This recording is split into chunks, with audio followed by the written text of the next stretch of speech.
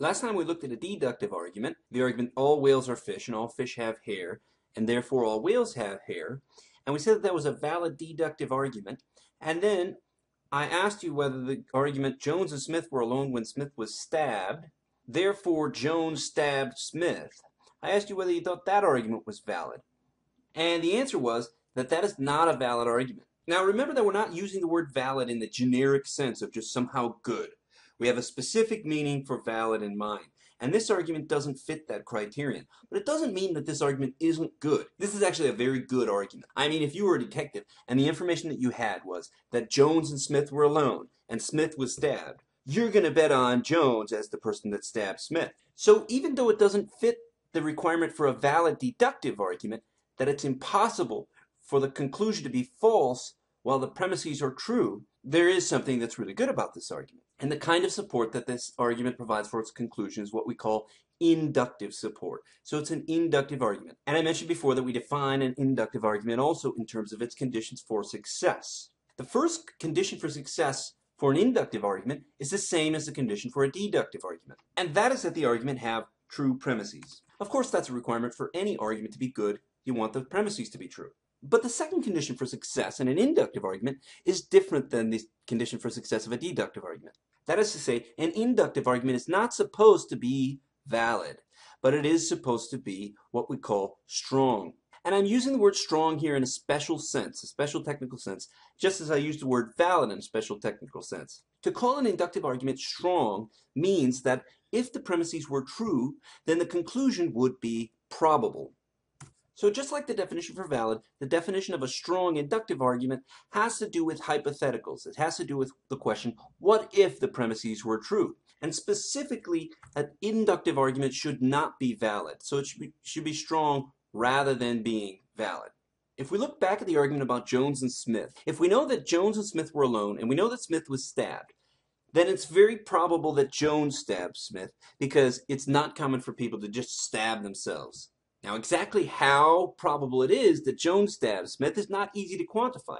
In other cases, you'll have an inductive argument where you can state exactly how probable the conclusion is numerically. So, for example, I give you an argument like, well, suppose you buy a lotto ticket, I mean a ticket in the mega millions.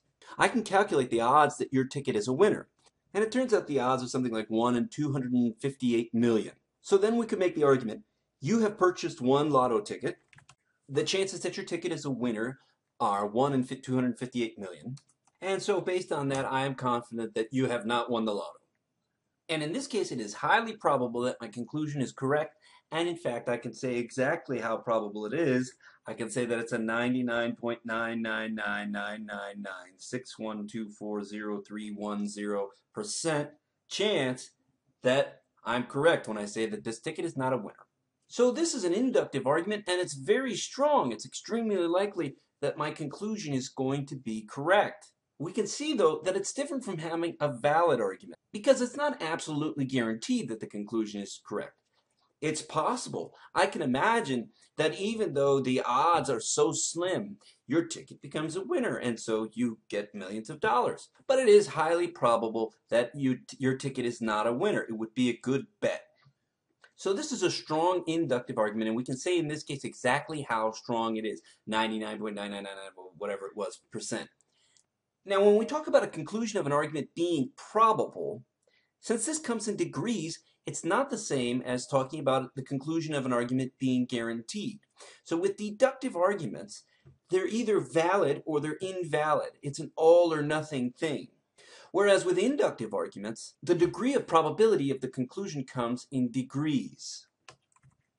Now, I'm not going to try to attempt to say exactly how probable the conclusion has to be in order to call the argument strong, but we can certainly say that some inductive arguments are going to be extremely strong, like the one about the lotto, and in that case we can put a number on exactly how strong the argument is. But the argument about Jones and Smith was also very strong without us being able to quantify exactly how strong it was. On the other extreme, we can have inductive arguments that are very weak, like suppose I say that I know a Chinese guy and he's very short, and therefore I draw the conclusion that all Chinese people are short. Well, you can see, hopefully, that this is a very weak argument. That is just based on the fact that, one person, one Chinese person who was short, It's not a very good bet that all Chinese people are short. Certainly not all, and not even most. So this is a very weak inductive argument. And the other two inductive arguments that we looked at were very strong. Of course, inductive arguments come in every degree. So you can have inductive arguments that are very weak or inductive arguments that are very strong. And of course, you can also have inductive arguments that are somewhere, anywhere in between, really. In some cases, we may have a difficult time deciding if we think an argument is strong at all or if it's weak, if it's somewhere in between. I mean, if the conclusion of an argument is 66% likely given that the premises are true, are you going to bet that the conclusion is true? Maybe it's a safer bet than not. On the other hand, do you really want to make that bet? So it's a question of degrees when it comes to the inductive arguments. Let me say something else here about how you can tell the difference between deductive and inductive arguments. When we talked about deductive arguments, I said that you could use this imagination test and imagine that the premises are true, and then just try to imagine that the conclusion is still false. And if you can do that, that shows that the argument's not a deductive valid argument, which is what we did with the argument about Jones and Smith. We can imagine that the premise of this argument is true. Jones and Smith were alone when Smith was stabbed, but we can still imagine that Jones didn't stab Smith because we can imagine that Smith stabbed himself. Now, it doesn't mean that it's likely that we're going to bet on that. Chances are Smith didn't stab himself. Another test you could apply as to whether an argument is a valid deductive argument is what I call the adding information test. If an argument is inductively strong, that means that the information in the premises makes the conclusion likely. But if you add more information into the premises, then an inductive argument can change from strong to weak. That is, the information given makes a conclusion probable, as in the case that Jones and Smith were alone when Smith was stabbed. But if we add the information that Smith is like prone to stabbing himself, then all of a sudden this argument goes from strong to weak. And that's one of the hallmarks of an inductive argument. The information given in the premises made the conclusion probable, but once we added this sort of hypothetical information, it becomes clear that the conclusion wasn't guaranteed. We can imagine the first premise being true without the conclusion being true because of the possibility of additional information that counteracts the premise's support for the conclusion. So we have two sort of tests that we can apply to decide whether an argument is a deductive valid argument or not. One was the imagination test, which I gave you before, and now we have this test of trying to add information that counteracts the support for the conclusion. Now I want to change my example about Jones and Smith a little bit, and I want to see what you think of the argument if I change it. Suppose instead of saying Jones and Smith were alone when Smith was stabbed, I say Jones and Smith were alone when Smith was stabbed in the back 10,000 times to death. Now, if we try applying either of those tests to this argument, does it turn out that the argument now is valid? This still isn't a valid argument, and let me explain why. Remember that the test was that you should imagine the premises being true and then try to imagine the conclusion being false at the same time. And I really mean imagine here. It has to be impossible that the premises are true without the conclusion being true. It has to be impossible that the premises are true but the conclusion is false. Now when we talk about something being impossible, it turns out that there are different meanings of impossible. And to see this, let me give you an example. Is it impossible for a person to leap over tall buildings in a single bound? Now you might say, yes, that's impossible. And that's a reasonable answer to the question, because when I ask you if it's impossible, you're thinking in terms of physical possibility. Is it physically possible for a person to have leg muscles so strong that they can leap over a tall building? Now you know that that is physically impossible. However, that isn't the only sense of something being impossible. If by saying, is it impossible, if I'm asking, can you imagine it happening or no? And we're talking about somebody leaping over tall buildings in a single bound. Then, of course, actually, you can imagine that. Able to leap tall buildings in a single bound. We've all imagined someone leaping tall buildings in a single bound because we've heard the story of Superman. Everybody knows that Superman can leap tall buildings in a single bound, and he doesn't even have to be in terribly good shape to be able to do it, apparently. So in one sense of impossible, physically impossible, it's impossible for someone to leap tall buildings in a single bound. But in this other sense of impossible, can you imagine it happening? It certainly isn't impossible for someone to leap tall buildings in a single bound. On the other hand, if I ask you to imagine a square that's also a triangle, And I say, is that impossible? Is it possible to have a square that's also a triangle? And the answer seems to be no. It seems to be that this is impossible in a stronger sense than saying that it's impossible for someone to leap tall buildings in a single bound. That is, it's not only physically impossible, but it's also impossible in a sort of conceptual way. The concept of being a square means four-sided, and a triangle means three-sided. Now, you can't combine those two things. Nothing can be both four-sided and also three-sided. So when we talk about the imagination test, I'm talking about that second meaning of impossible.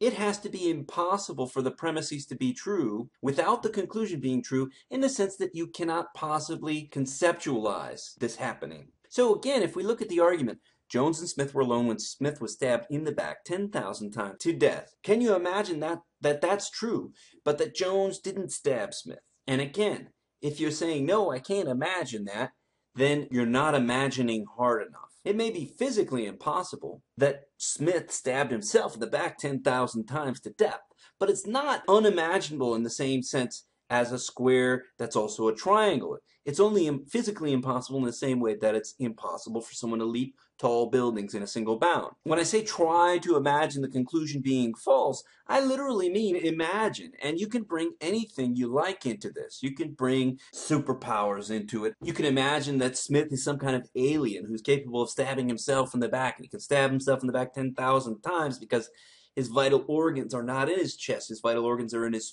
feet. And so stabbing himself in the back is not a fatal wound. Or you can imagine that Smith is some kind of magical wizard who could cast a spell over himself, that he can be stabbed in the back 9,999 times, and then he lost count and he stabbed himself in the back the last time and then he died. All of these things really are supposed to be allowed when we talk about the imagination test. If you can imagine that premise being true without the conclusion being true, then you can add information that would disrupt the support that the premise provides for the conclusion. If we add this piece of information to our assumptions that Smith is a wizard who likes to show off a spell that enables him to stab himself in the back 9,999 times without dying, all of a sudden the argument goes from strong to weak. Based on these two pieces of information, you shouldn't bet on the conclusion that Jones stabbed Smith, because we know Smith's prone to this kind of activity. So if the information you have is that Jones and Smith were alone when Smith was stabbed in the back 10,000 times to death, then of course you would bet everything you had in the world that Jones stabbed Smith. However, that doesn't make this a valid deductive argument. This is not a valid deductive argument. It's a very, very strong inductive argument. In terms of the relationship between the premises and the conclusion, this argument is successful. And recall that we defined the difference between deductive and inductive arguments in terms of success requirements.